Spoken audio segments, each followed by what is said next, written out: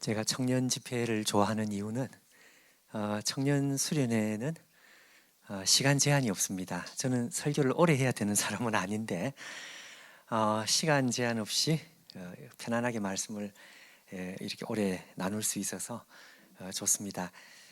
그런데 오늘 이 시간만큼은 제가 시간을 이렇게 길게 가져가는 것이 유리하지 않겠다, 제가 그 생각을 하는 것이, 제가 빨리 집에 가고 싶어서 그런 게 아니고요.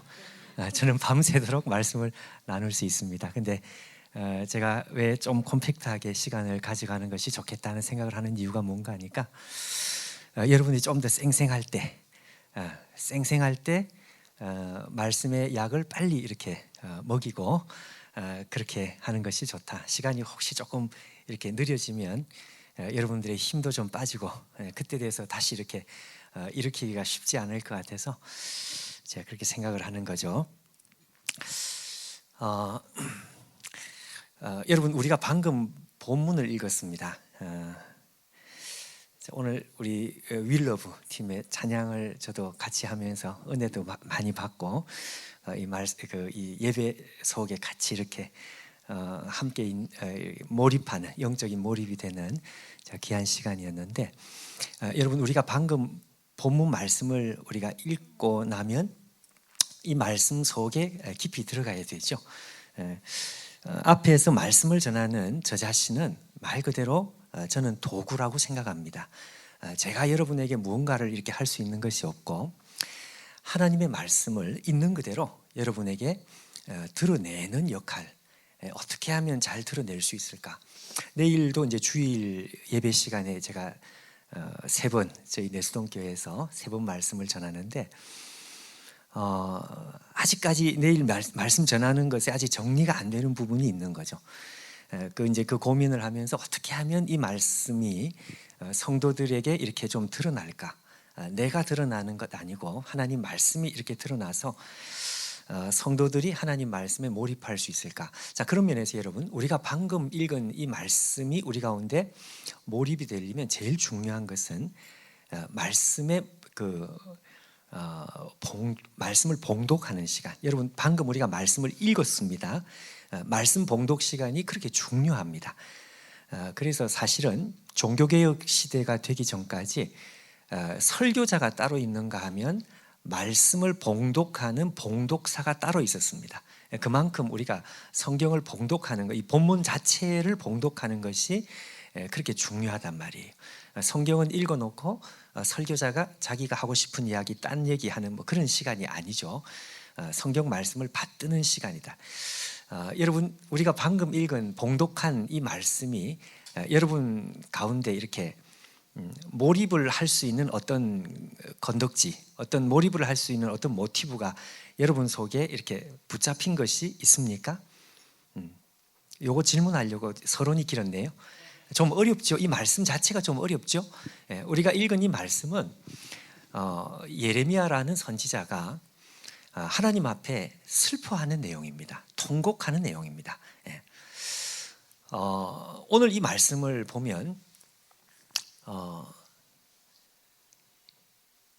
하나님께서 슬퍼하시는 세 가지 이유가 있습니다. 그래서 오늘 저는 하나님의 삼중 고통, 여러분 헬렌 켈러가 일평생 삼중고를 가졌다, 뭐 그런 이야기가 있잖아요. 삼중고라는 것은 세 가지 고통을 가졌다. 마찬가지로 오늘 말씀 속에는 하나님의 삼중 고통입니다. 하나님께서 세 가지의 고통을 가지고 있다. 이거 오늘 말씀의 핵심입니다. 첫 번째, 두 번째, 세 번째, 하나님께서 가지고 계시는 세 가지의 고통. 여러분, 이 세 가지의 고통을 우리가 이 시간 이해를 해야 되고 기억을 해야 되는데, 이게 왜 중요할까요? 하나님께서 세 가지의 고통을 가지고 계시는 그 세 가지의 고통이 오늘 우리에게 왜 중요한 주제가 되느냐 하는 것입니다.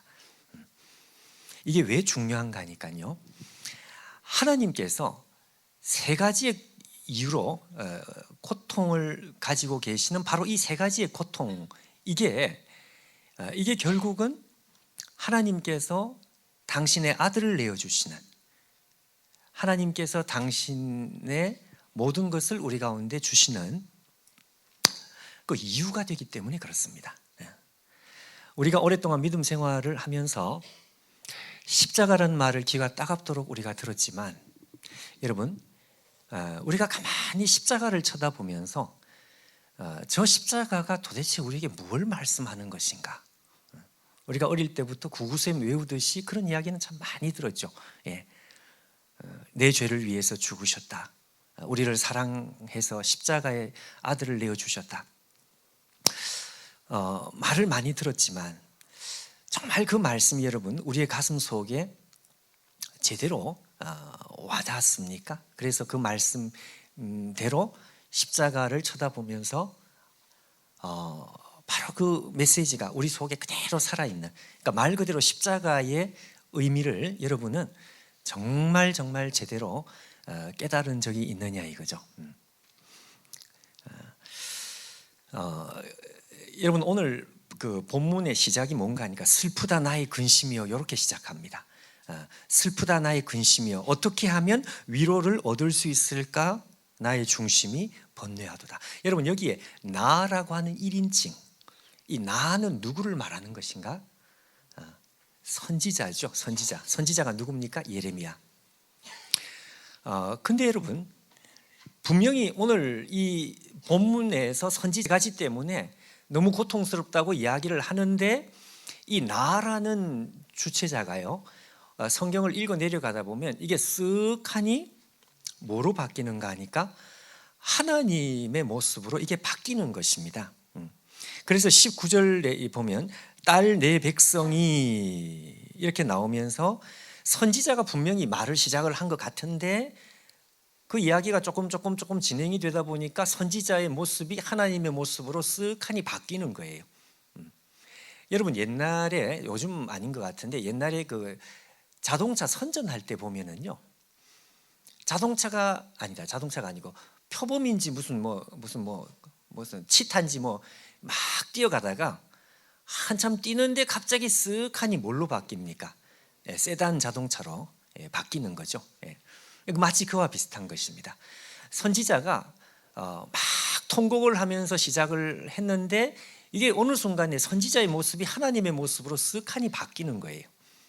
그래서 선지자의 고통이 선지자의 고통이 아니고 사실은 이게 하나님의 고통이라는 것을 우리가 알게 되는 거예요. 그래서 제가 처음에 하나님의 삼중 고통이다 그 말씀을 한 이유가 바로 거기 있는데, 여러분 사실 이것은 우리가 특별히 이렇게 고민을 하지 않아도 금방 이해할 수 있습니다. 왜냐하면 선지자라는 존재 자체가 하나님의 마음을 가진 사람 아닙니까? 하나님의 영을 가진 사람. 그러니 선지자가 가진 마음이 이게 하나님의 마음이라는 것을 우리가 금방 이제 알게 되는 거죠. 그렇죠. 자, 여러분 하나님의 세 가지의 이 고통이, 하나님께서 가진 세 가지의 고통이 결국 우리로 하여금 십자가의 비밀을 깨닫게 만드는 것입니다. 그래서 예수님께서 십자가를 지셨구나. 그래서 아들을 내어주셨구나. 다른 이유가 아니라 바로 이 세 가지의 이유 때문이구나. 그 오늘 여러분 우리의 메시지입니다. 제가 오늘 원래 드린 성경 본문이 마태복음 25장이었는데 고민을 했습니다. 마태복음 25장을 나누다 보면 자꾸 논리적인 제가 이 설명을 하다 보면 혹시 애들이 졸면 어떡하지? 이제 혹시 중간에 이렇게 일어나는 사람이 있으면 혹시 내가 설교를 못하는 거 아닌가 싶어가지고 혹시 그러면 어떡하지? 이런 생각이 들었는데 오늘 이 말씀은 여러분 사실은 복잡하지 않습니다. 아주 단순합니다. 이렇게 제가 논리적으로 이걸 설명하고 이렇게 사실 어저께는 제가 이 논리적인 설명을 좀 해야 될 부분이 있었기 때문에, 근데 오늘은 오히려 훨씬 간단해요. 아주 간단합니다. 하나님께서 세 가지 때문에 고통하신다, 이게 전부입니다. 여러분 혹시 영화 벤허라는 영화 보셨습니까?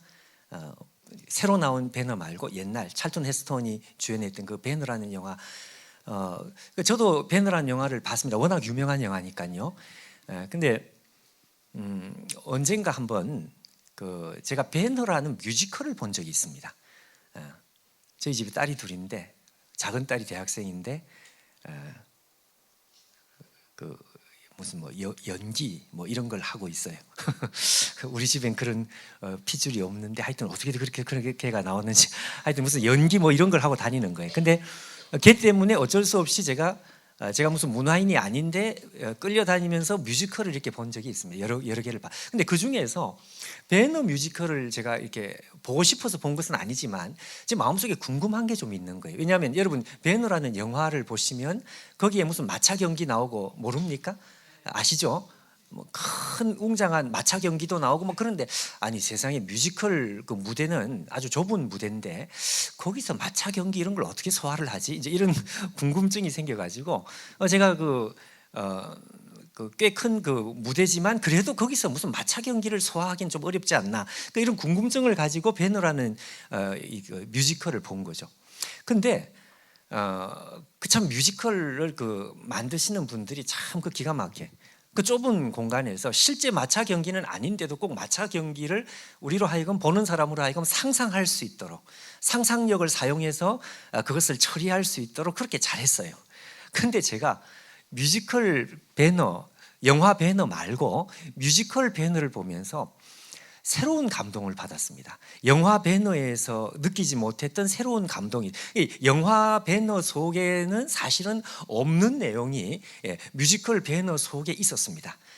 여러분 영화 배너 속에는 예수님의 역할이 거의 없습니다. 사실 뮤지컬 배너에도 마찬가지인데 영화 배너에 나오는 내용 중에서 없는 내용이 뮤지컬 배너 속에 제가 있다 그랬는데요. 그게 무슨 내용인가 하면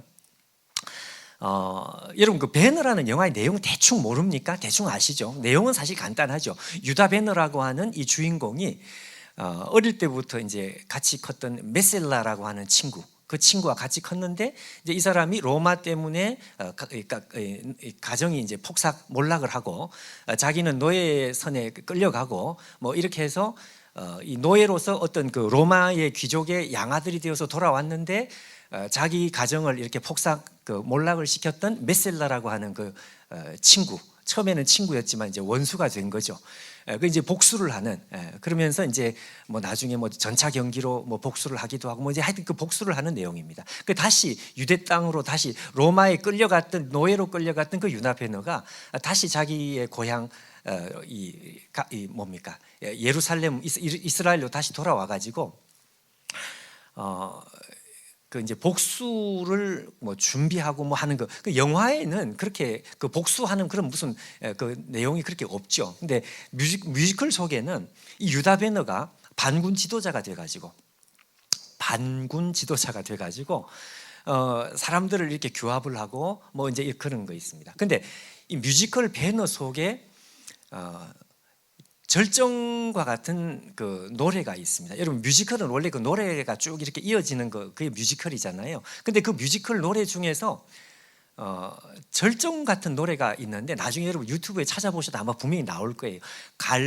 골고다라고 하는 그 노래가 있는데 그 주인공 유다 베너가 예수님을 붙들고 절규하는 노래입니다. 그 예수님의 대사는 없습니다. 그냥 예수님은 십자가를 지고 골고다 언덕 위를 걸어 올라가는데 그때 유다 베너가 나타나서 예수님을 향해서 절규를 하는 거예요. 왜 절규를 하느냐? 아니 그 기적을 행하시던 능력자 예수께서 왜 무력하게 십자가를 지느냐 이거죠.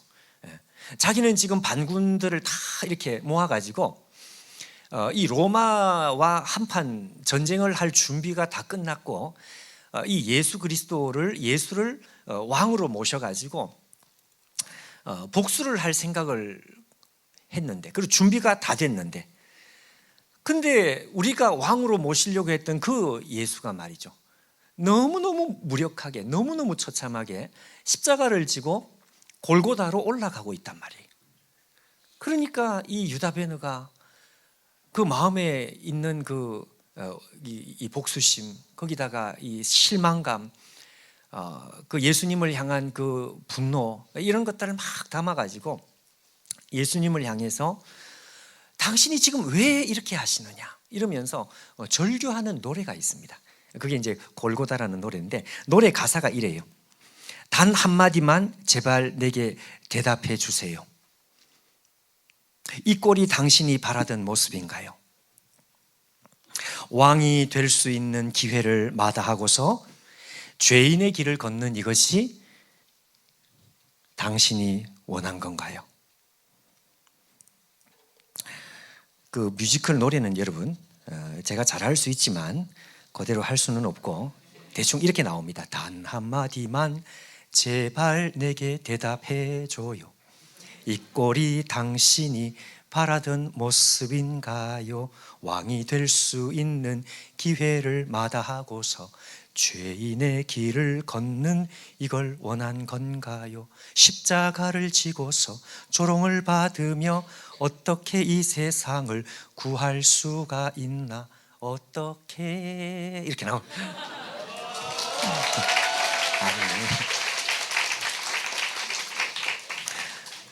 그리고 그 다음에 이제 나오는 가사가 여기 당신의 군대가 있어. 말 한마디만 하세요. 명령만 하세요. 내가 왕이라고 말 한마디만 하세요. 그리고 나의 군대여 칼을 들어라. 내가 민족을 구원할 것이다. 예루살렘아 칼을 들어라. 제발 이 한마디면 충분합니다. 이 한마디 말이면 충분합니다. 이 한마디만 하시면 당신을 구원하고 우리를 구원할 수 있어. 우리가 다 준비된 군인들이니까. 그러면서 유다 베느가 예수님을 향해서 마지막에 정말 말 그대로 절규를 합니다. 나는 저 로마인들을 죽도록 죽이고 싶은데 당신은 왜 이렇게 끝이 나는 거예요. 여러분, 십자가를 보면서 유다 베느가 가졌던 질문은 유다 베느의 질문으로 끝나지 않습니다. 이것은 오고 오는 세대의 모든 사람들이 예수님을 쳐다보면서 똑같은 질문을 하는 거예요. 왜 당신은? 네. 얼마든지 말씀 한마디로 죽은 자를 살릴 수 있는, 병을 고치고 기적의 떡을 먹이며 바다를 잠잠케 하시는 당신이 왜 이렇게 무력하십니까? 이게 여러분 우리의 질문이거든요. 자, 여러분, 이 질문에 대한 대답은 오늘 우리가 읽은 이 본문 속에 선명하게 나옵니다.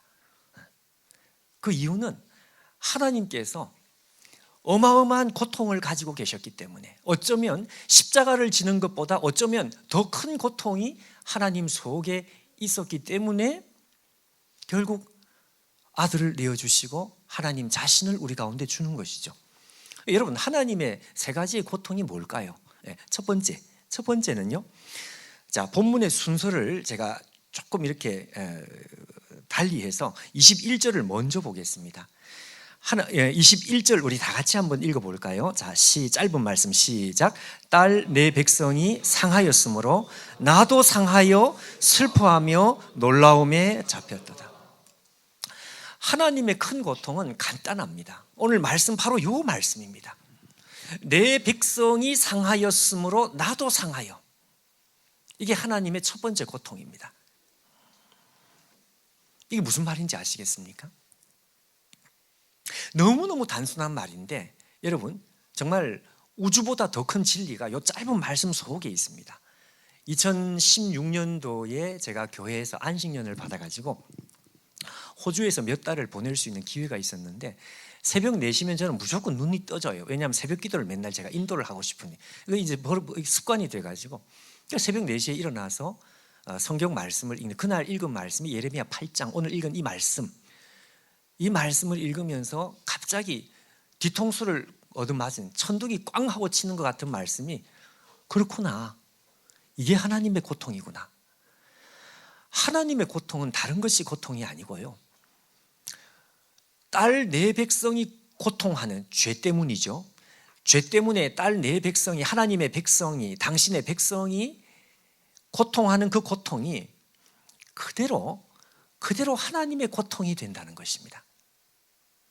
여러분, 우리가 이 땅에서 겪게 되는 모든 이 고통의 뿌리는 사실은 하나님을 잃어버린 죄 때문에 오는 고통이죠. 죽음의 고통, 관계의 고통, 먹고 사는 고통, 이 모든 고통은 죄 때문에 오는 고통인데, 여러분 우리가 느끼지 못하고 모든 사람들이 알고 있는 고통, 수많은 고통, 그 고통은 고스란히 하나님의 고통이 된다는 것입니다. 아주 간단하죠. 우리가 어릴 때 여러분 읽은 동화책이 하나가 있습니다. 인도의 동화인지 왕이 사냥을 하러 나갔습니다. 사냥을 하러 갔는데 자기 앞에 사슴이 있는 거예요. 그래서 왕이 화살을 잡아 당겼습니다. 화살을 쏘죠. 쏜 화살이 이 사슴에게 명중을 했습니다. 너무너무 고통스럽게 비틀거리다가 픽 하고 쓰러져서 죽어버렸어요. 이 사슴을 가지러 가려고 하니까 갑자기 죽은 사슴보다 몇 배나 큰 집채만한 큰 사슴이 오는 거예요. 근데 가만히 보니까 이 사슴이 죽은 사슴의 어미인 것 같아. 이 사슴이 옆에 있는 새끼가 죽은 것을 보면서 너무너무 고통스러워요. 근데 왕이 보니까요, 화살을 쏜 적이 없어요. 안 맞았어. 근데 막 비틀거리다가 그냥 픽하고 쓰러져서 죽어버리는 거예요. 왕이 야, 이상하다. 배를 갈라보니까 화살은 하나도 안 맞았는데 그 속이 다 썩어버린 거다. 우리가 읽은 동화책인데 오늘 이 말씀을 이해하는 아주 좋은 예가 됩니다. 마치 여러분 그와 같은 거죠. 화살을 맞지 않았는데 화살을 맞은 것과 똑같은, 아니 어쩌면 그 이상의 고통을 가지고 비틀거리다가 죽는 것입니다. 여러분, 이것이 어미의 고통입니다. 하나님께서 똑같은 말씀을 하십니다. 내 백성이 죄로 인해서 이 땅에서 받는 그 고통이 그대로 나의 고통이 된다.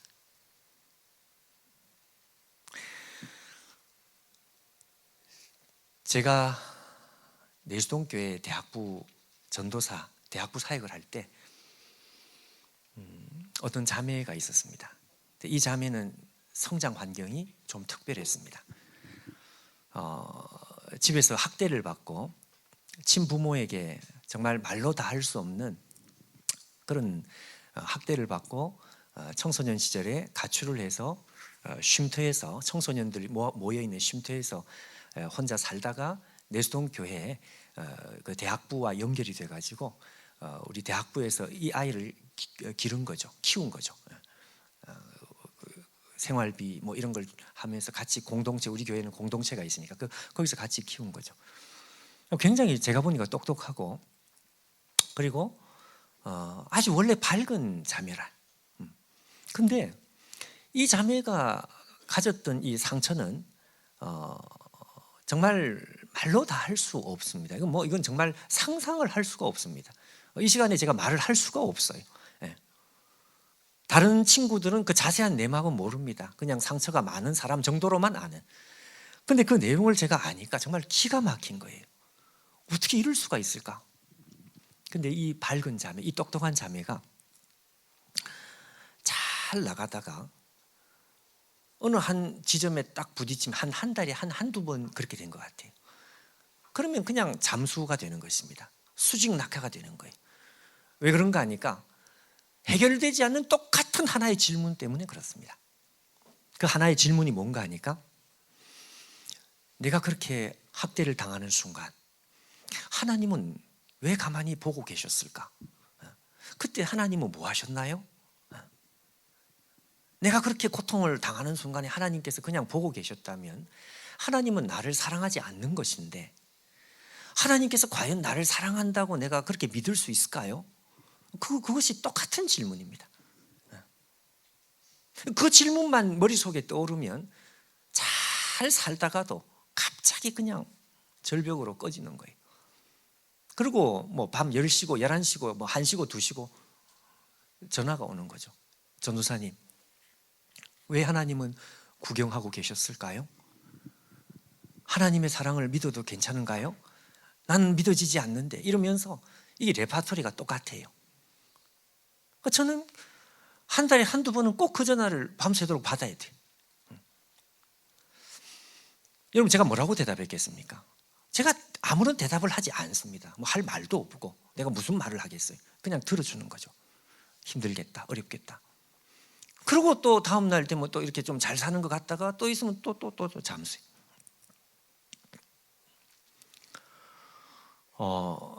제가 어느 날 이 자매가 지금은 사회 유명인이 되었습니다. 자기의 상처를 다 극복하고 오히려 그걸 가지고 다른 사람들을 치유하는 치유자가 되어버렸어요. 유명한 강연회에도 나오고 TV에서 제가 그 자매가 나오는 걸 보고서 와 정말 대단하다. 근데 그렇게 이 고통스러워하던 자매가 어느 날 전화가 와서 제가 그날은 들어만 주지 않고 제가 한마디 했습니다. 야, 너 다시는 그 질문하지 마. 그거는 나도 모르고 아무도 몰라. 왜 하나님께서 가만히 계셨는지 그거는 몰라. 그렇지만 내가 너에게 확실하게 한 가지는 자신 있게 말할 수 있어. 하나님께서 기분 좋게 구경을 하고 계셨던 것이 아니다. 네가 당하는 그 고통을 하나님께서 고스란히 다 느끼고 계셨다. 내가 그거 한 가지만큼은 내가 확실하게 말할 수 있어. 그러고 났더니 얘가 충격을 받는 것 같아요. 전도사님, 그 이유가 뭡니까? 십자가다, 십자가. 네가 혼자 고통을 당하고 있는 것 같지만 그것은 혼자 당하는 고통이 아니었어. 하나님께서 왜 그 순간에 강제적으로 부모의 손목을 비틀고 그렇게 하지 않았는지 나는 모르겠어. 그렇지만 그거는 모르지만 내가 한 가지 아는 것, 네가 당하는 그 고통은 고스란히 하나님의 고통이었다. 그거 한 가지만큼은 내가 말할 수 있어. 여러분, 우리가 오늘 읽은 본문은 아니지만 예레미야 14장 8절 앞에 한번 보십시오. 이렇게 되어 있습니다.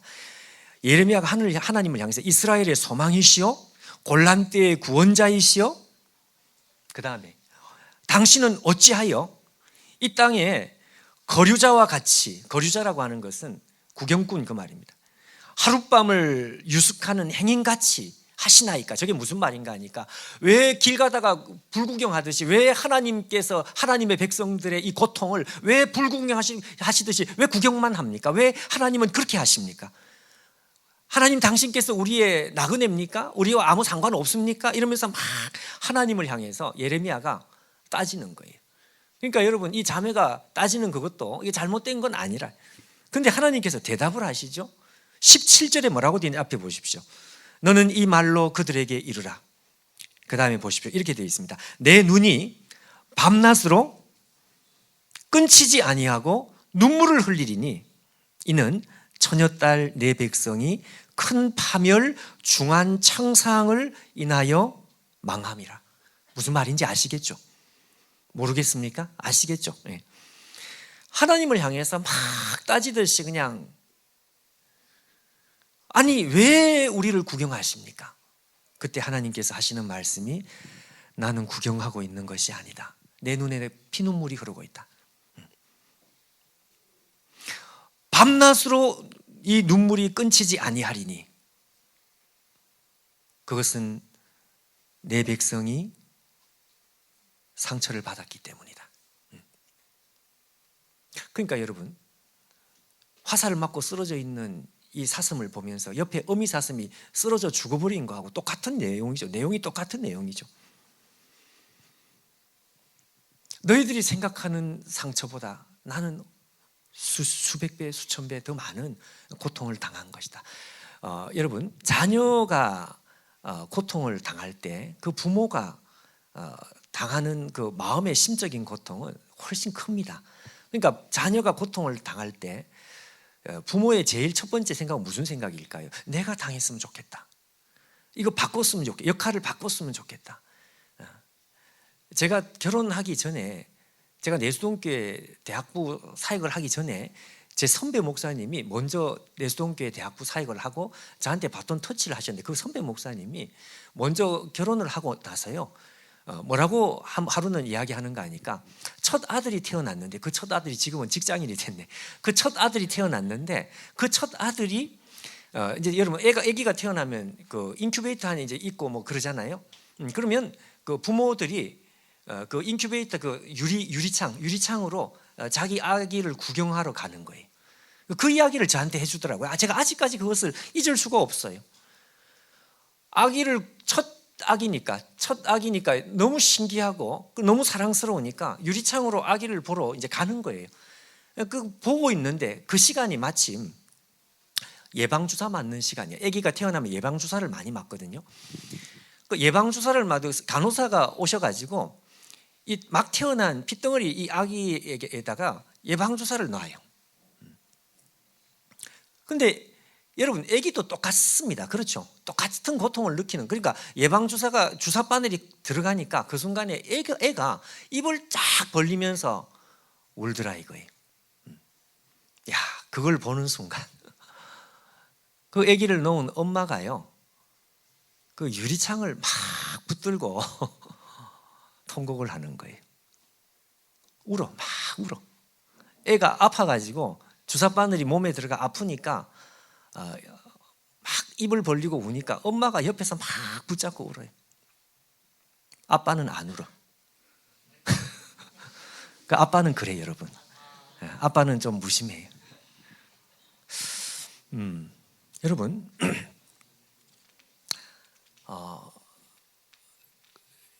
C.S. 루이스의 그 유명한 나니아 연대기 있죠. 그 나니아 연대기에 보면 마법사의 조카라고 하는 그 주제가 하나 있습니다. 그 소설이 있습니다.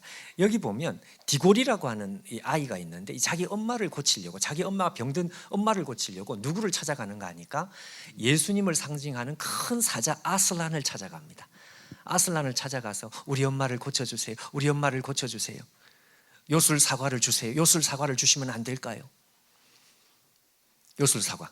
그러니까 그 아슬란이 그 이야기를 들으면서 반응을 하지 않아요. 무슨 이유가 있는 것 같아. 말을 하지 못해. 그리고 몸을 돌려서 어디론가 떠나려고 하는데 너무 답답하니까 이 디골이라는 아이가 엄마를 고치려고 제발 부탁인데 우리 엄마를 낫게 해주세요. 근데 그 순간에 이 아슬란이 한마디 말을 하지 않고 이 디골이를 쳐다봅니다. 그런데 디골이를 쳐다보는 순간 이 디골이라고 하는 이 어린 아이가요, 너무너무 놀래버렸습니다. 왜 그랬을까요? 아슬란의 얼굴을 보고서 너무 놀래버렸어.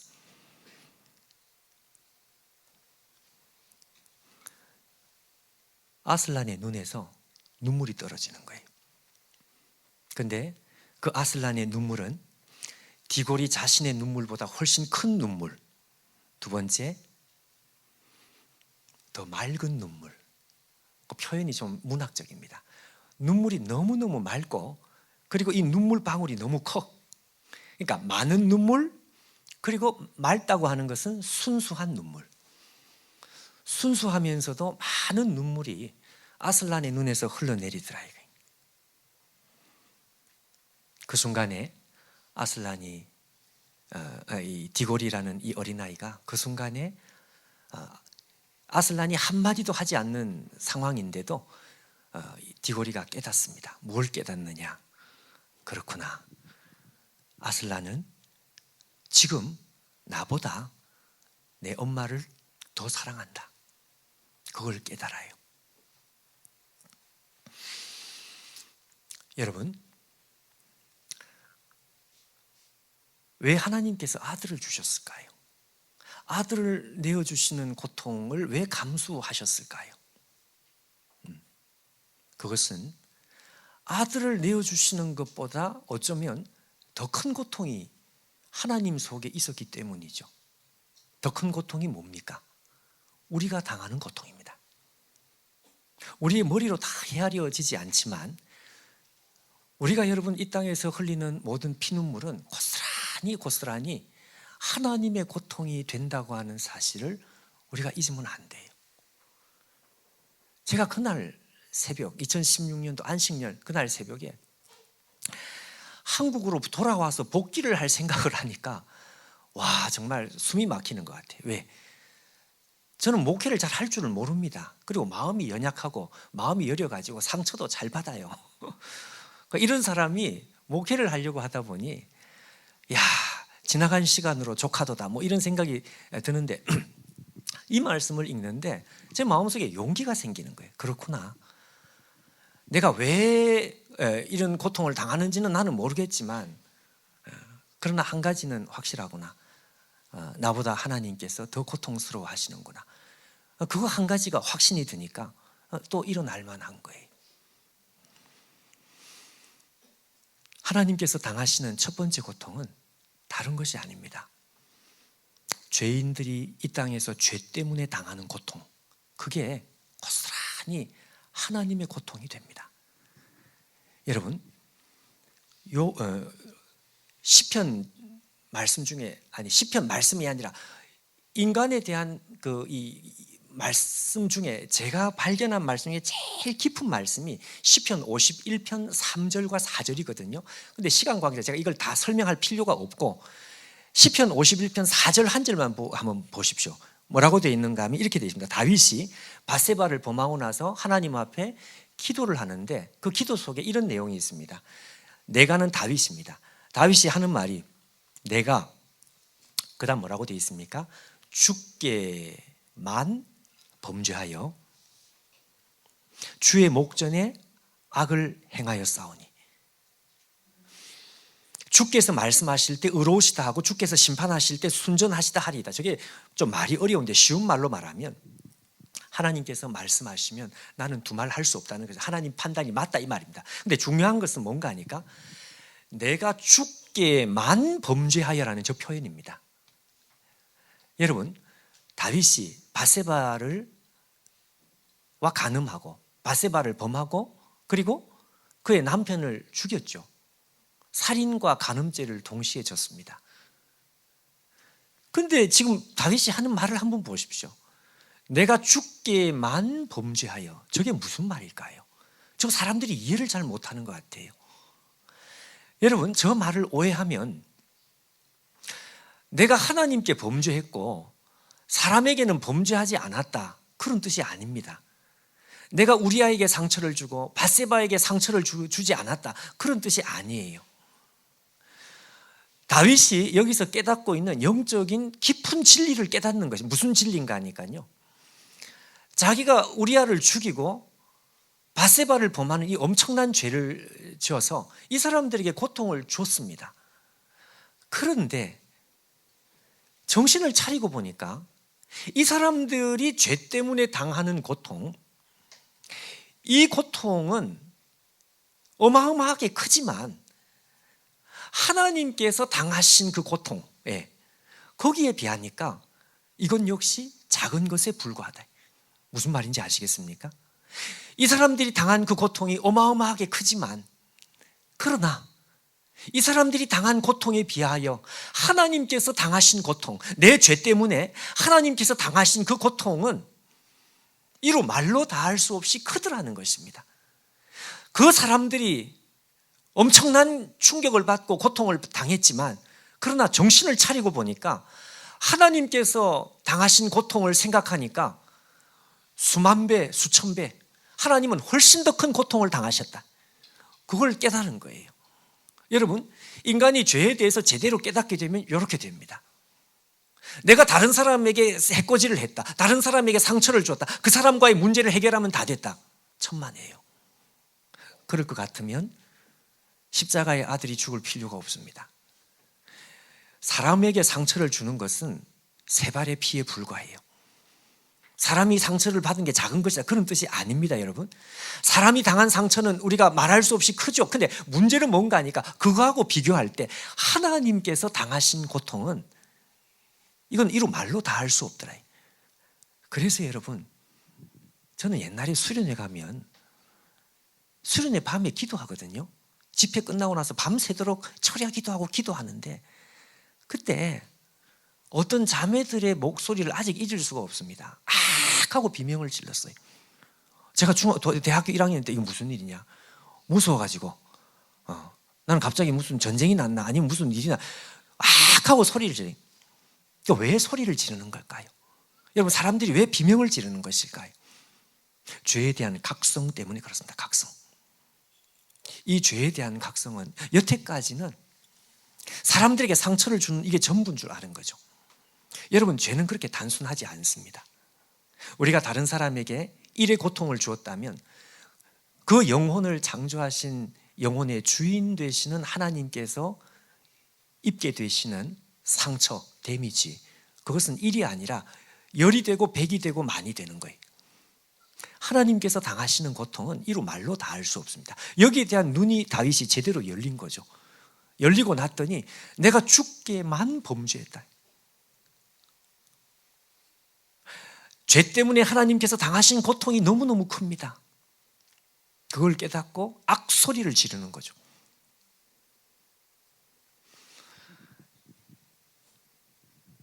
여러분, 하나님의 첫 번째 고통은 우리가 죄 때문에 당하는 고통입니다. 우리가 이 땅에서 흘리는 눈물입니다.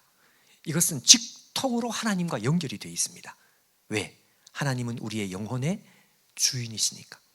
우리의 영혼을 창조하신 분이시니까. 우크라이나 전쟁 우리가 소식을 들으면 끔찍하지 않습니까?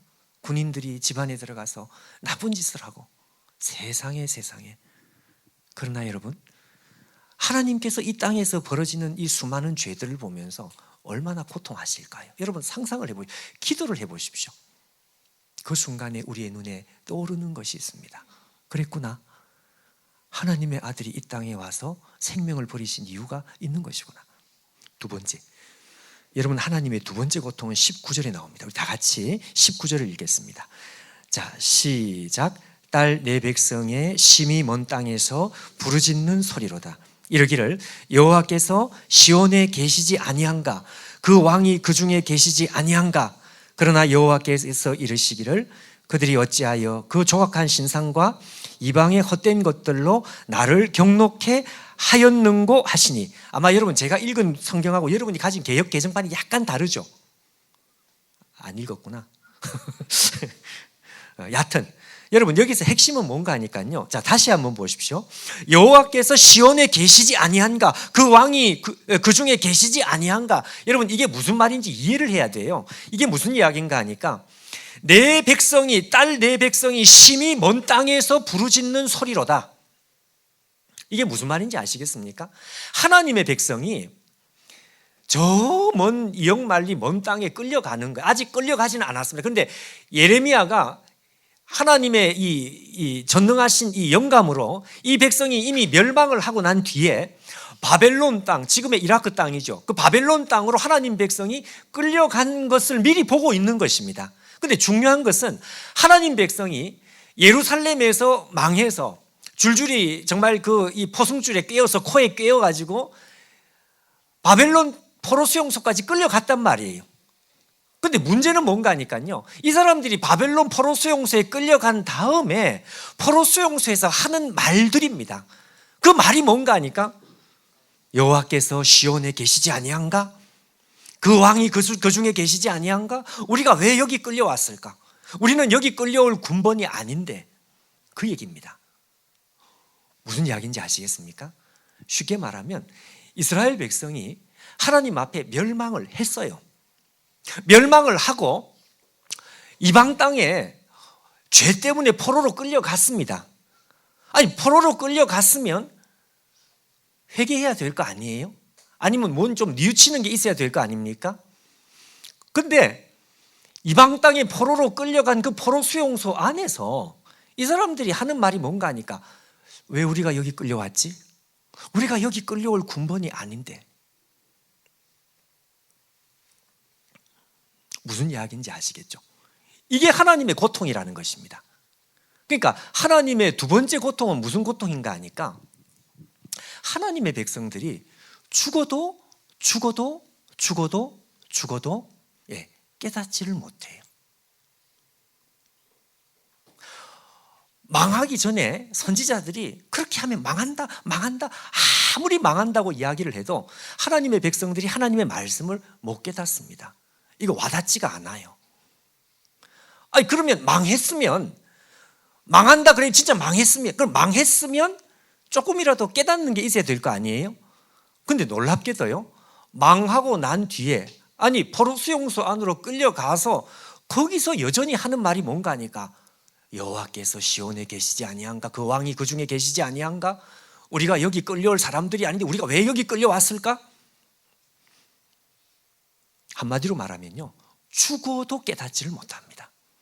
죽기 직전까지 깨닫지 못하는 건 물론이고 죽어도 깨닫지를 못해. 그래서 그냥 죽어버려요. 이게 여러분 하나님의 두 번째 고통입니다. 하나님의 고통은 무엇인가? 내 백성이 절대로 깨닫지 못한다고 하는 사실. 아무리 흔들어서 깨우치고 싶어도 깨우치지 못해. 여러분 이걸 유식한 말로 한번 표현을 해볼까요? 우리 다 같이 한번 해보십시다. 지각의 부패? 그렇습니다. 지각이 부패했습니다. 지각의 부패라는 것은 사람이 영적으로 깨달을 수 있는 능력이 부패해버렸어요. 깨닫지를 못하는 거예요. 여러분 다른 사람들 붙들고 전도를 할 때, 전도해 보셨나요? 전도를 할 때 도무지 깨닫지 못하는 사람 절대로 이상하게 생각하면 안 돼요. 그게 여러분 정상입니다. 사람이 어느 정도로 부패를 했는가 하면 지각이 완전히 부패를 했습니다. 그래서 하나님에 대한 영적인 감각 자체가 전부 다 죽어버렸어요. 그러니까 아무리 하나님께서 죄의 본질은 이것이다, 죄의 본질은 이것이다 먹혀들지 않습니다. 제가 여러분 우리 그 교회에 지금은 이제 한 40이 이제 조금 넘은 후배입니다. 집사님입니다. 제가 옛날에 주례를 해서 우리 교회에 이제 같이 믿음 생활을 하는데 이 형제가 증권회사, 금융회사에 다니는 거예요. 금융회사에서 잘 나가는 이 뭐라 그럽니까? 하여튼 하여튼 뭐 그런 거. 하여튼 금융회사에서 돈 만지는. 근데요, 하루는 저하고 점심 식사를 하는데 이 친구가 너무너무 기가 막힌다는 거예요. 왜? 자기 회사 사무실에 동료, 자기보다 나이가 많은 선배가 있는데 이 선배가 사고를 친 거예요. 무슨 사고? 거래하는 그 무슨 중국 무슨 거래하는 회사가 있는데 거기에서 뇌물을 받은 거예요. 뇌물을. 수억의 뇌물을 받아가지고 회사에 mog치를 하고 그리고 회사에 그 무슨 재정 손실을 엄청나게 입히고 이게 발각이 난 거죠. 그래가지고 이 사람이 구속이 됐습니다. 그래가지고 유치장에 감옥에 구속이 된 거예요. 그럼 이 사람이 우리 교회 집사님은 여기서 무슨 역할을 하는가 하니까 그 친구, 구속된 그 친구 옆에서 더 이상 나쁜 생각을 하지 않도록 진정을 시키고 그동안 털어놓지 않은 비밀을 이렇게 순순히 이렇게 이야기하게 만들고 그리고 그 가족들이 여러분 얼마나 고통스럽겠어요. 그 가족들이 초등학교 애들인데 그 가족들이 살 길이 막막하니까 가족들 좀 돌봐줘라. 이 집사님이 받은 임무가 그 임무였습니다. 그래서 이 사람이 한 주에 한 번씩 무슨 안양인지 무슨 교도소에 매주에 한 주에 한 번씩 찾아가고 그 가정을 찾아가면서 그 선배, 친한 선배죠. 형, 너무 실망하지 마. 뭐 이러면서 위로도 해주고 뭐 이렇게 하면서 돌보고 있는 거예요. 근데 하루는 저하고 낮에 점심 식사를 하는데 이 집사님이 저한테 뭐라 그러는가 하니까 목사님 정말 기가 막힌다는 거예요. 왜? 이게 지금 범죄가 다 드러났습니다. 그래서 구속이 돼버렸어요. 근데 그 구속되어 있는 그 선배를 찾아가서 이야기를 해보면 똑같은 이야기를 한다. 처음부터 지금까지 똑같은 이야기를 한다. 똑같은 이야기가 뭘까요? 그렇습니다. 네. 내가 왜 여기 있냐 이거예요. 내만 잘못했냐. 다 돈 먹은 놈들인데 내가 돈 좀 먹었기로서니 뭘 잘못했냐 뭐 이런 식인 거예요. 그래서 그 집사님이 저를 붙들고 목사님 사람은 정말로 구제불능인 것 같아요. 거기서 반성하는 말 한마디도 하지 않는다 이거예요. 여러분 자기가 죄가 있다는 걸 알아도 사람들은 깨닫지 못합니다. 우리나라의 경제사범이 그렇게 무서운지 저는 몰랐습니다. 그 이야기를 듣기 몰랐습니다. 여러분 우리나라에는 다른 어떤 범죄보다 경제사범에 대한 이 형벌이 굉장히 중하다는 걸 제가 그때 알았습니다. 돈이 이렇게 억대가 넘어가면요 최소한 징역이 10년이 넘어간다 그래요. 10년 징역이 넘어가면 어떻게 되는가 하니까 이 조그마한 애들이 다 클 때까지 성인이 될 때까지 아버지 손을 못 잡는 거예요. 유리창에서 이렇게 아니 그러면 그 안에 있는 그 범죄를 저지른 사람은 이런 기가 막힌 상황이 되면 마음에 무슨 뉘우치는 마음이 조금이라도 생겨야 되지 않을까? 이게 자기 생각인데 그 집사님 하는 말이 아니더라 이거죠. 여호와께서 여기에 계시지 우리와 계시지 아니한가? 그 왕이 우리의 왕인데 왜 우리가 여기 왔을까? 우리는 여기 들어올 군번이 아닌데.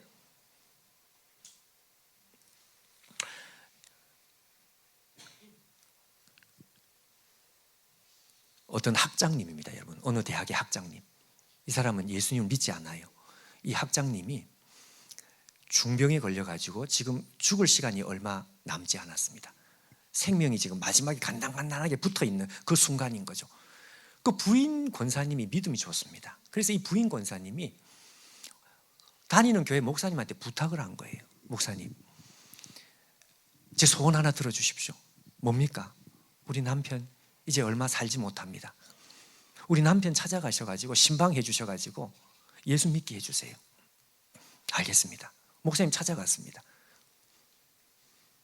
이 대학의 학장님이니까 많이 배웠죠. 네. 지성인 중에 지성인이죠. 목사님이 찾아가서 교수님, 우리 인생을 정리해야 되지 않겠습니까? 손을 붙들고.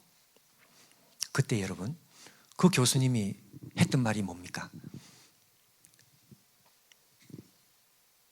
죽기는 내가 왜 죽어? 죽기는 내가 왜 죽어? 이게 그분의 마지막 유언이 돼버렸어요. 여러분, 기가 막히죠?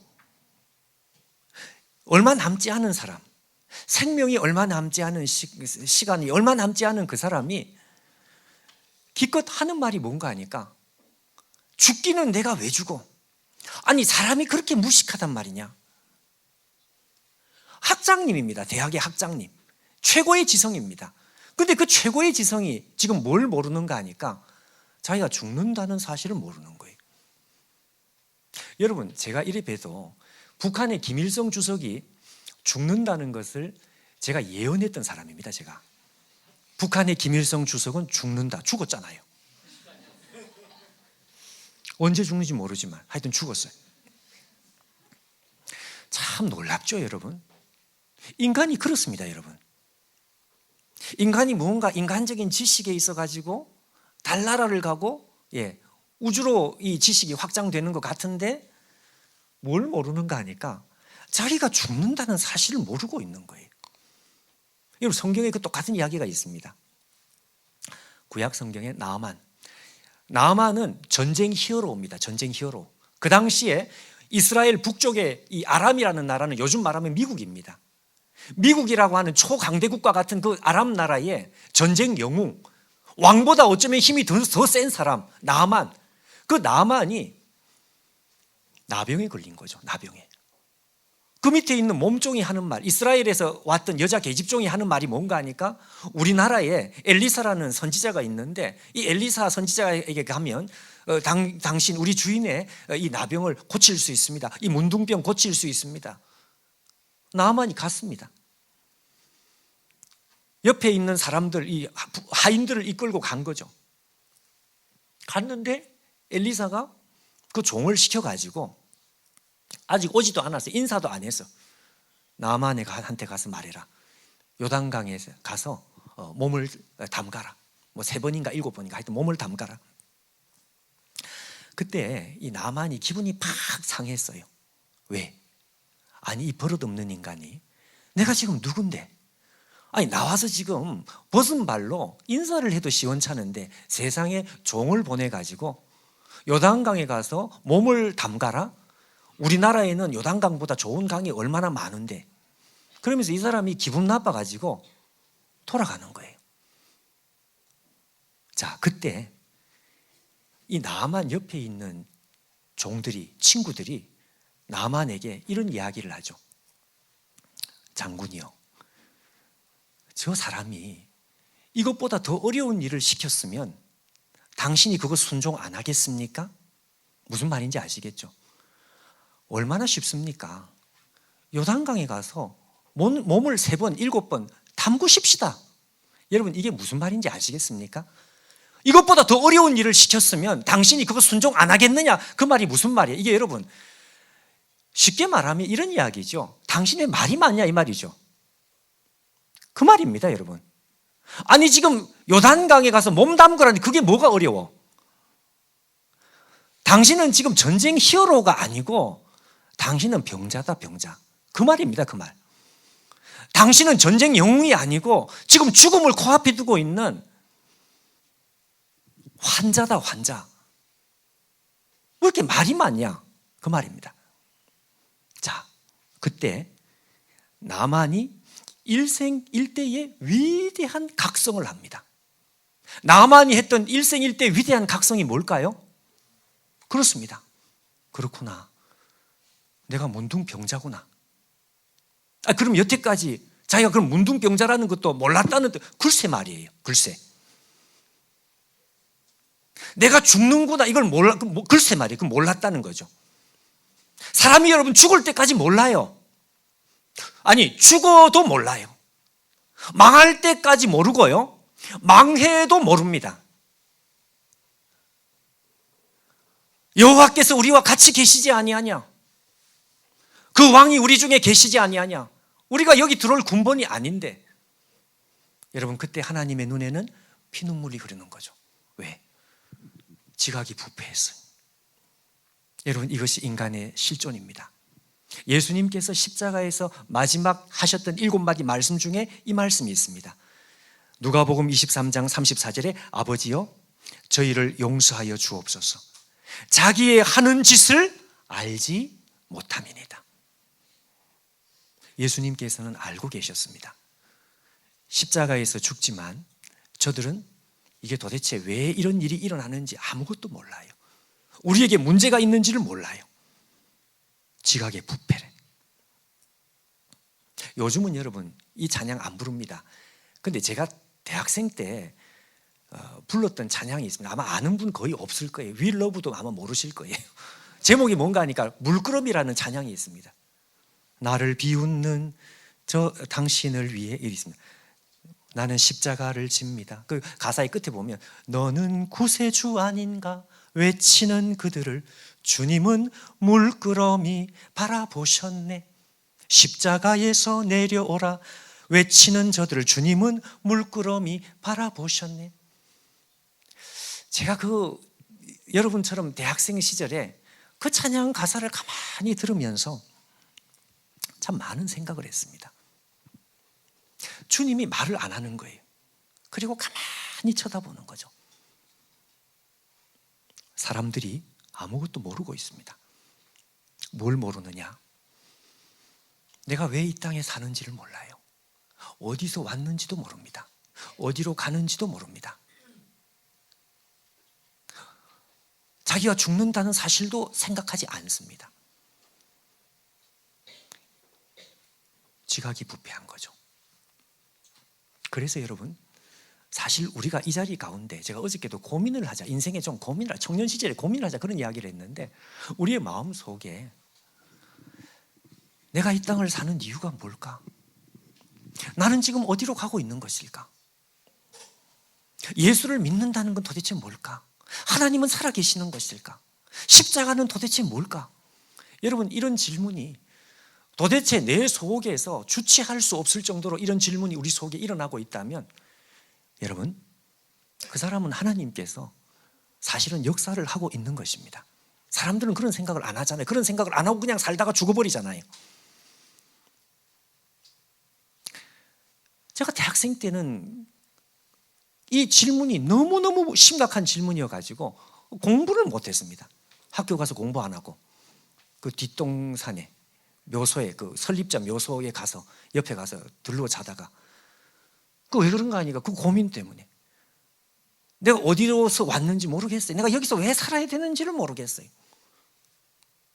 그런 사람을 뭐라 그러느냐? 또라이라고 합니다. 여러분 또라이를 치료할 수 있는 방법은 하나밖에 없어요. 군대를 보내면 돼요. 군대도 해병대 이런 데 보내면 안 돼. 미쳐버려요. 또라이들은 잘 미칩니다, 여러분.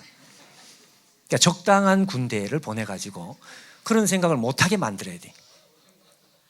근데 그런 생각을 못하게 만들면 좋은데 하나님께서 우리 속에 이런 질문을 주시면 우리가 그런 고민을 하게 돼 있어요.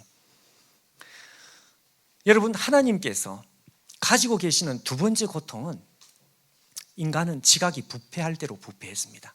아예 그런 고민 자체를 안 하려고 하는 거죠. 알면서, 사실은 다 알면서 내가 어디서 와서 어디로 가는지, 왜 사는지, 십자가의 사랑은 도대체 뭔지, 하나님은 살아계시는지, 이런 대답을 우리가 가지지 못하면 이 땅을 살 수 없는 존재라는 것을 스스로 알면서도 그걸 마치 모르는 것처럼, 몰라도 되는 것처럼 그렇게 살다가 그냥 죽어버리는 거예요. 아프리카 무슨 가젤, 무슨 짐승이 절벽에 하나 떨어지고 그 다음 떨어지고 또 떨어지고 또 계속 떨어진다면서요. 마치 그와 같이 이걸 옆에서 쳐다보는 하나님의 심정이 찢어지는 거죠. 여호와여, 아버지여, 저희의 죄를 용서해 주옵소서. 이들은 아무것도 모르고 있습니다. 하나님의 고통 두 번째는 지각의 부패입니다. 그럼 어떻게 하면 좋겠습니까? 도무지 모르는 사람들에게 어떻게 할 수 있을까요? 아들이 이 땅에 와서 생명을 내놓는 거죠.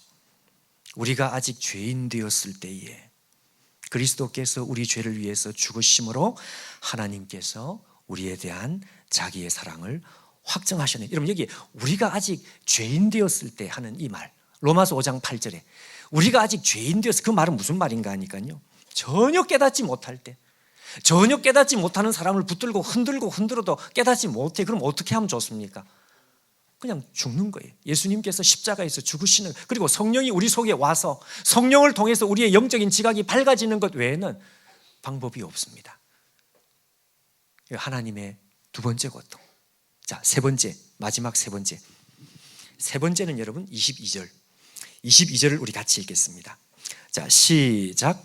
길르앗에는 유향이 있지 아니한가? 그곳에는 의사가 있지 아니한가? 딸 내 백성이 치료를 받지 못함은 어찌민고? 이게 무슨 말인지 아시겠습니까? 길르앗에는 유향이 있지 아니한가? 이 말은 약을 말합니다. 약을. 그곳에는 의사가 있지 아니한가? 하나님 백성이 너무너무 만신창이와 같이 상했어요. 그런데 하나님께서 이들을 고칠 수 있습니다. 길르앗에 약이 있지 않느냐? 그곳에 의사가 있지 않느냐? 여기서 약이 뭘 말할까요? 여기서 의사가 뭘 말할까요? 여기서 약과 의사는 하나님을 말합니다. 하나님이 계시는데 왜 이들은 치료를 받지 못할까? 의사가 있는데 왜 이 사람들은 치료를 받지 못할까? 이게 무슨 말일까요? 의사가 있는데도 하나님의 백성이 의사에게 안 간다, 그 말입니다. 의사에게 가면 치료를 받을 수 있는데 의사에게 안 가니까 이 백성이 치료를 못 받는 거예요. 그럼 의사에게 안 가고 그럼 어떻게 하느냐? 여러분 9장 3절을 한번 보실까요? 9장 3절에 이렇게 되어 있습니다. 이 말씀이 무슨 말씀인지, 여호와께서 말씀하시 그들이 활을 당김같이 그 혀를 놀려 거짓을 말하며 그들이 이 땅에서 강성하나 진실치 아니하고, 자, 그 다음에 아주 중요한 표현이 하나 나오는데요, 악에서 악으로 진행하여 또 나를 알지 않아요. 여러분, 이 악에서 악으로 진행한다는 것은 하나님 앞에 악한 놈이 갈수록 더 악해지는 거예요. 여러분, 일방통행이라는 거 아시죠? 일방통행은 거꾸로 가지 못하는 거, 그게 일방통행입니다. 하나님의 백성들을 보면서 하나님께서 악에서 악으로 행한다, 이게 무슨 이야기인가 하니까요, 저기 의사도 있고 저기 약도 있어. 그럼 저 의사와 약을 향해서 가야 될 거 아니에요? 근데 일방통행의 방향이 거꾸로 되어 있는 거죠. 그래서 이 일방통행의 방향이 하나님 반대 방향이 되다 보니까 어떻게 되느냐? 시간이 가면 갈수록 악에서 악으로 행한다. 시간이 가면 갈수록 하나님 앞에 가까이 나가면 좋은데 멀어진다는 이야기입니다. 여러분, 이걸 좀 유식한 말로 한번 다시 표현해 볼까요? 오늘 마지막이죠. 자, 우리 같이 한번 해보겠습니다. 의지의 부패. 그렇습니다. 의지의 부패라고 하는 것은 지각의 부패에서 한 걸음 더 나가는 개념입니다. 약이 있고요, 의사가 있어요. 가면 살 수 있습니다. 근데 문제는 뭔가 하니까 안 가는 게 문제입니다. 절대로 안 가는 거예요. 가기 싫어하는 거죠. 가라, 저기 가면 살 수 있다. 안 가는 거예요. 제가 직장 다닐 때 지하 식당에 큰 레스토랑 같이 해서 사원들 그 식사를 하는데 옆에 부서의 과장님하고 제가 하루는 같이 식사를 하러 가죠. 근데 한참 얘기하다가 줄이 길게 서 있으니까 줄 서서 한참 얘기를 하는데 한순간에 이 과장님이 없어졌어요. 아니 갑자기 여기 있던 분이 어디 갔을까?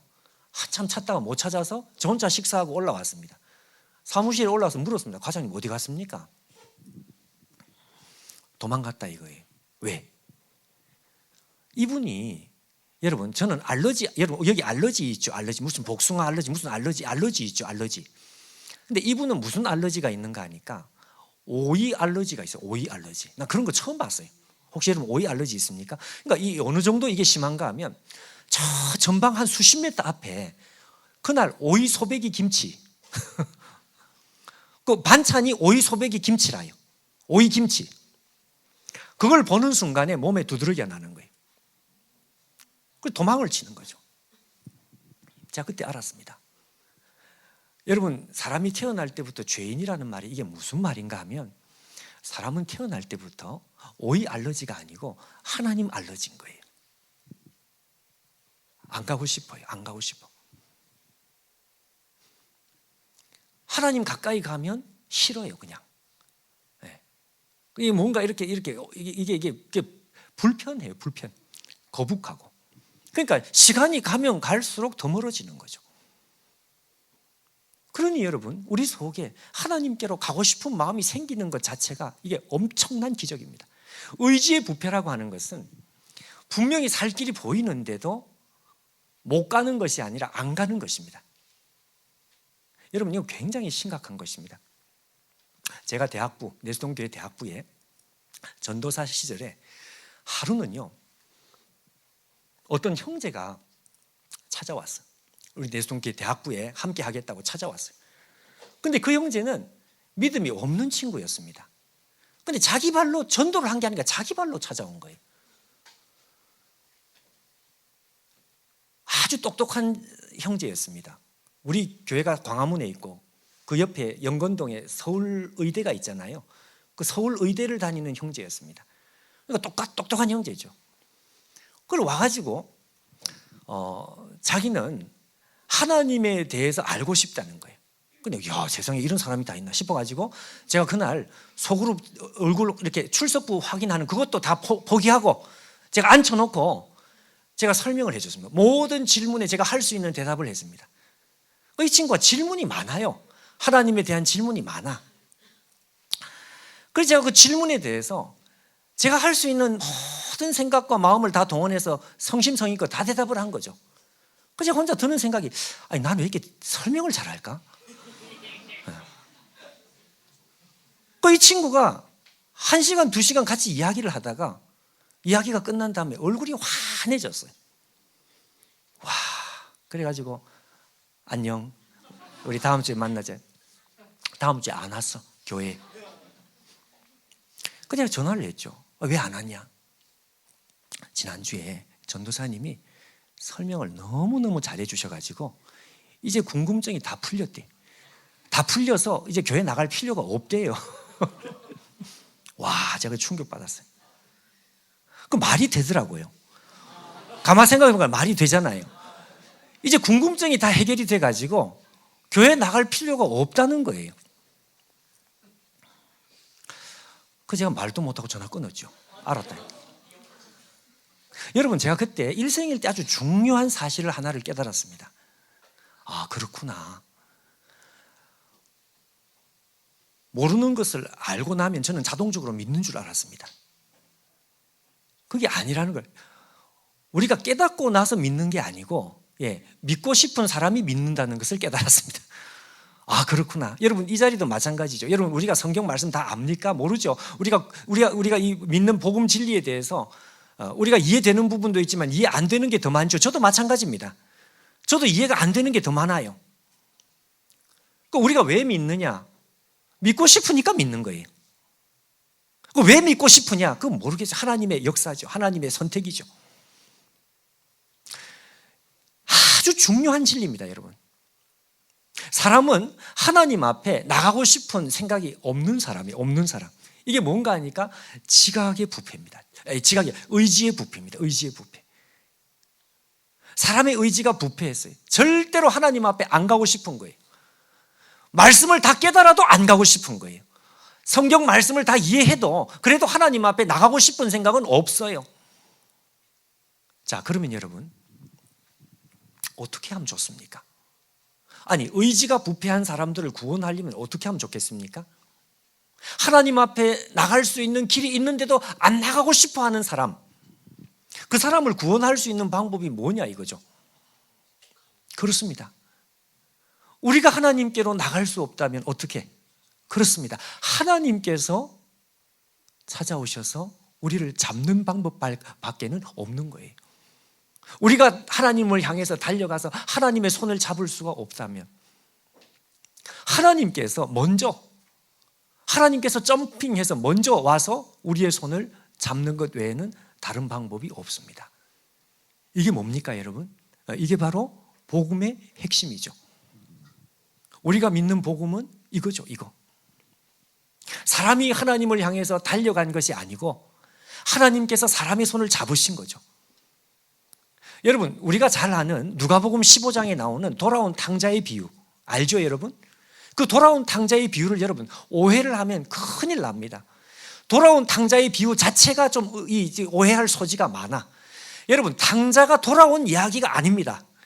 탕자가 돌아오긴 돌아왔지만 탕자가 왜 돌아왔느냐 이게 중요한 거예요. 탕자가 아버지 앞에 회개하려고 돌아왔을까? 아닙니다 여러분. 내가 아버지께로 돌아가리라 하는 그 말은 내가 회개해서 아버지 집에 가서 구원받겠다 그런 뜻이 아니고요. 내가 아버지께로 돌아가겠다 그 말은 내가 다시는 아버지의 아들이 될 수 없으니까 거기 가서 쥐염 열매를 먹는 것보다 거기 가서 그냥 먹는 게 낫겠다. 그러니까 쉽게 말하면 내가 아버지께로 돌아가겠다는 것은 회개해서 돌아가겠다 그 뜻이 아니고요. 아버지와 내 사이에는 다시는 건널 수 없는, 다시는 넘어갈 수 없는 영원한 강이, 영원한 간격이 아버지와 내 사이에 있다는 사실을 이 아들이 자기 입으로 고백을 하는 것입니다. 그러니까 돌아온 탕자가 아닙니다 여러분. 그럼 이 이야기의 핵심은 어디에 있느냐? 탕자가 돌아온 그거 아니고요. 그게 아니고 나는 하늘과 아버지께 죄를 얻어 싸우니 그렇게 되어 있죠. 성경에 나는 하늘과 아버지께 죄를 얻어 싸우니 다시는 아버지의 아들이라 감당치 못하겠습니다. 이게 아들이 할 수 있는 전부였습니다. 그런데 문제는 어디에 있는가 하니까 아버지가 한순간에 이 영원한 간격, 이 영원한 절벽, 한순간에 아버지가 점핑을 하는 거예요. 점핑을. 아버지가 이 간격을 뛰어넘어 버려요. 아버지가 이 간격을 뛰어넘어서 아들의 손을 잡습니다. 아들을 끌어안습니다. 왜? 인간은 하나님을 향해서 발길을 돌릴 수 있는 능력이 없는 의지의 부패가 있는 존재이기 때문에. 돌아온 탕자의 비유는 의지의 부패, 더 이상 기대할 것이 하나도, 돌아올 기대할 것이 하나도 없는 인간을 향해서 하나님께서 거리를 좁히시는, 한순간에 도망가는 아들을 잡으시는. 그래서 여러분 잘 아는 존 스토트 아시죠? 이름. 이 존 스토트가 자기가 믿는 하나님은, 표현이 조금 안 좋지만 천국의 사냥개 표현이 좀 그렇지만 하여튼 자기가 믿는 하나님은 자기를 막 쫓아오신 하나님이었어요. 맞습니다 여러분. 누가복음 15장에 있는 이 비유는 그걸 말씀합니다. 여러분, 하나님의 세 번째 고통은 인간이 하나님 앞에 1cm도 거리를 좁힐 수 없는 의지의 부패가 있는 이 인간들, 그것이 하나님의 세 번째 고통입니다. 하나님의 삼중고죠. 삼중고. 인간이 죄 때문에 겪는 모든 고통은 하나님의 고통. 인간이 죽어도 깨닫지 못하는 지각의 부패, 이것이 하나님의 고통. 약이 있는데, 살 길이 있는데, 하나님 살아계시는데 절대로 하나님 앞에 나올 수 없는 의지의 부패, 이것이 하나님의 세 번째 고통. 자, 여러분, 유다 벤허, 그가 예수 그리스도를 향해서 절규했던 그 노래를 다시 한번 떠올려 보십시오. 왜 당신은 왕이 될 수 있는데, 말 한마디면 모든 것이 바뀔 것 같은데 왜 당신은 이렇게 무력합니까? 왜 당신은 이렇게 비참합니까? 왜 당신은 이렇게 처참한 길을 걸어가야 되는 것입니까? 오늘 성경이 우리에게 하시는 말씀은 뭔가 하니까요, 너희들이 도저히 이해할 수 없는 세 가지의 고통이 하나님의 고통이기 때문에 그렇다. 나는 이 고통을 견딜 수가 없어. 그래서 하나님께서 아들을 내어주시는 거죠. 아들은 그 하나님의 뜻에 순종을 합니다. 아무 말씀을 하지 않습니다. 물끄러미 바라보십니다.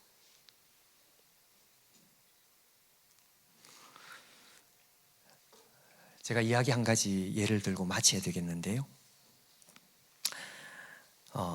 남편이 일찍 세상을 떠났습니다. 그리고 이 부인이 혼자서 외동딸을 키웠습니다. 딸이 하나밖에 그냥 자식이라고는 딸 하나밖에, 외동딸을 엄마가 혼자서 키우는데 아버지가 일찍 돌아가셨으니까 이 딸을 정말 잘 키우고 싶은 게 엄마의 마음이죠. 근데 아버지가 없으니까 경제력도 쉽지 않고 하여튼 모든 면에 있어가지고 이 엄마가 가지는 이 위축감이라는 건 이 말로 다 할 수 없어요. 그래서 이 엄마가 딸을 혼자서 자기 힘으로 뒷바라지를 하려고 분식집을 차렸습니다. 학교 앞에서 이렇게 아이들에게 이렇게 분식집, 라면 팔고 뭐 이렇게 분식집을 차려서 열심히 돈을 벌었습니다. 딸이 가만히 보니까 이 딸이 미술에 소질이 있는 거예요. 근데 미술 공부를 하려면 돈이 많이 들죠. 그래서 주저를 했는데 딸이 소질이 있는 줄 알고 자기가 더 열심히 일을 해가지고 이 딸의 뒷바라지를 해야 되겠다. 이게 엄마의 꿈이었습니다. 딸을 이제 미술 학원에 보내는 거죠. 하루는 이 딸이 미술 학원이 끝날 무렵, 뭐 저녁 10시든지 11시든지 늦은 시간이었어요. 근데 늦은 시간에 갑자기 짱대 같은 소낙비가 내리는 거예요. 그래서 엄마가 보니까 우리 딸이 지금 학원에서 돌아올 시간이네. 시계를 보니까 딸이 돌아올 시간이에요. 엄마가 딸이 이 비를 맞을까 봐서 이제 우산을 들고 가야 되겠다. 그리고 우산을 챙겨서 막 달렸습니다. 미술 학원으로. 근데 달리다가 중간에 갑자기 드는 생각이 뭔가 하니까 너무 급하게 뛰어와가지고 하루 종일 밀가루 뒤집어 쓴 그 작업복을 그대로 입고 나온 거죠. 제일 먼저 드는 생각이 뭔가 하니까 우리 딸이 아빠 없이 이렇게 자랐기 때문에 혹시라도 친구들한테 위축감을 가지지 않을까? 이 엄마가 좀 이렇게 그래도 이렇게 뭔가 이렇게 좀 이렇게 깨끗해 보이고 이래야 되는데 내가 이렇게 작업복을 입고 가서 없어 보이면 우리 딸이 혹시 기죽지 않을까? 이런 생각을 한 거예요. 고민을 하다가 뭐 밤인데 그냥 돌아가면 시간도 없다 이래가지고 이 엄마가 그냥 학원에 가서 이 우산을 2개를 들고 이제 가는 거예요. 학원 가까이 왔습니다. 근데 딸이 미술학원 2층에서 창문을 열고 엄마를 본 거예요. 딸이 아무런 반응을 안 하고 엄마를 가만히 쳐다봤다 그래요. 엄마가 무슨 생각을 했는가 하니까 엄마가 막 반가워서 손을 흔들면 같이 손을 흔들 줄 알았는데 딸이 반응을 안 해. 엄마가 생각을 했죠. 그렇구나. 내가 지금 몰골이 말이 아니니까 우리 딸이 엄마를 보고서 부끄러워가지고 지금 반응을 못하고 있는 것이구나. 비는 오는데 우산은 전해줘야 되니까 1층에 관리실에다가 수희 아저씨한테 이걸 맡겨놓고 이제 엄마가 돌아오는 거예요. 집에 혼자서. 집으로 돌아오는데 엄마의 마음이 너무너무 울적했습니다. 아무리 그래도 그렇지 엄마를 부끄러워하면 어떡하나. 그 다음날 일이 되지 않았습니다. 일을 하는데 일이 안 되고 한 일주일 동안 기분이 안 좋아요. 하루는 학원에서 엄마한테 전화가 왔습니다. 따님이 이번 미술 대회에서 가장 큰 상, 금상보다 더 큰 상, 대상을 받았으니까 와서 그 상을 가지고 가셔야 되겠다. 그 엄마한테 초청장이 왔습니다. 엄마가 갔죠. 갔더니 이 미술 학원에 막 이렇게 작품들이 이제 전시가 돼 있는 거예요.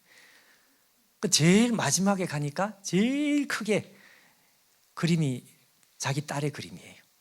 근데 여러분, 이 엄마가요, 그 딸의 작품 앞에 딱 서는 순간 갑자기 심장이 멎는 것 같아. 왜? 그림 속에 있는 모습은 자기 모습이었어요. 엄마의 모습이었습니다.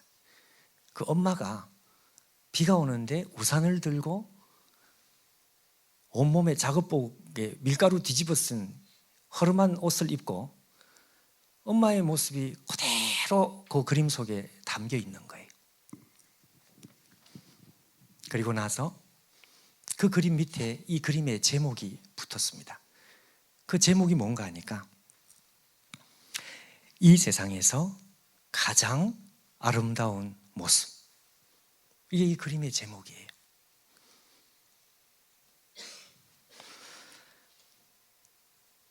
그제서야 비로소 엄마가 모든 것을 이해하게 되었습니다. 아, 그렇구나. 그날 딸이 2층에서 창문을 열어놓고 반응을 하지 않았던 것은 그 엄마의 모습을 가만히 쳐다보면서 그림을 그리고 있었던 거예요. 딸의 마음 속에는 망가진 엄마의 모습을 쳐다보면서 이 엄마는 이 세상에서 가장 아름답다. 그 생각을 하고 있었던 거죠.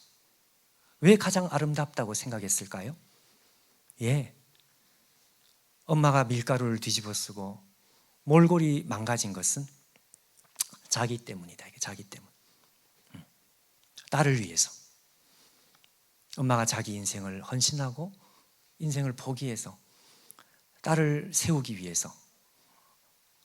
그래서 엄마가 이 세상에서 가장 아름답다.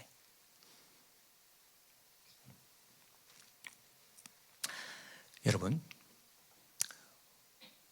우리가 오늘도 십자가에 달린 주님을 보면서 우리는 오늘도 똑같은 제목을 붙입니다. 이 세상에서 가장 아름다운 모습. 왜 그렇습니까? 우리를 위해서 망가지셨으니까요. 밀가루를 뒤집어 쓴 것이 아니고 피를 뒤집어 쓴 거죠. 우리를 살리기 위해서 주님께서 망가지신 거죠.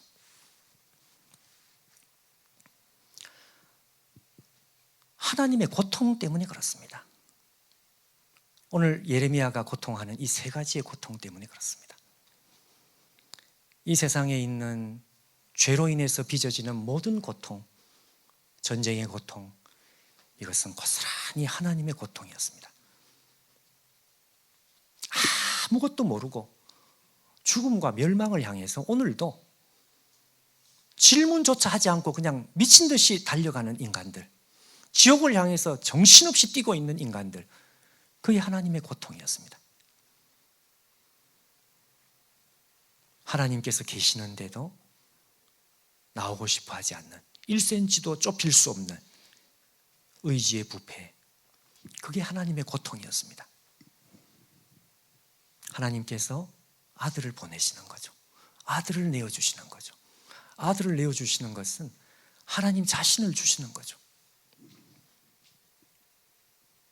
그러면서 우리가 하나님의 전부다 이거예요. 전부.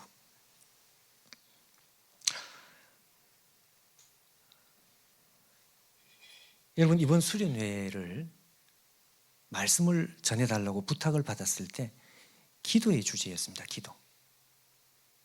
여러분, 하나님의 복음을 제대로 깨닫고 십자가가 우리에게 말씀하는 이 말씀이 무슨 말씀인지 제대로 이해를 한 사람, 너가 나의 전부다.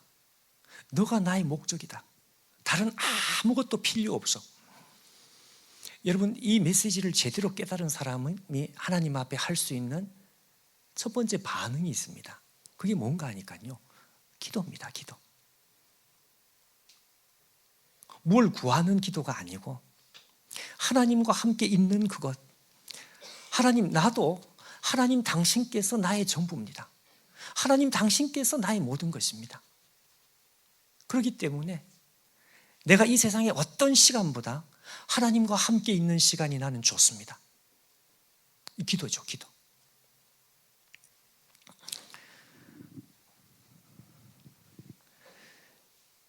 여러분, 오늘 하나님의 세 가지 고통을 기억하십시오. 이것을 그대로 뒤집으면 십자가를 지신 이유가 나옵니다. 단 한마디만 내게 대답해줘요. 이 꼴이 당신이 바라던 모습인가요? 왕이 될 수 있는 기회를 마다하고서 죄인의 길을 걷는 것, 당신은 이것을 원하신 것인가요? 그렇습니다, 여러분.